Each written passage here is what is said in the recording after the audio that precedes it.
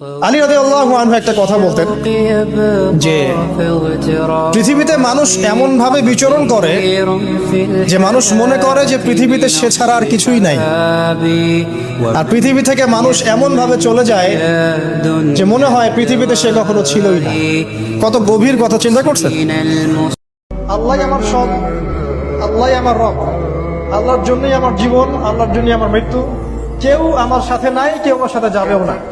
তাই দুনিয়ার এই সংক্ষিপ্ত সময়টা এই মানুষগুলোকে খুশি করার জন্য ব্যয় করবেন না। আল্লাহকে খুশি করতে চান, আল্লাহর কাছে ফেয়ার থাকেন, আল্লাহ আপনাকে সম্মানিত করে দেবেন ইনশাআল্লাহ।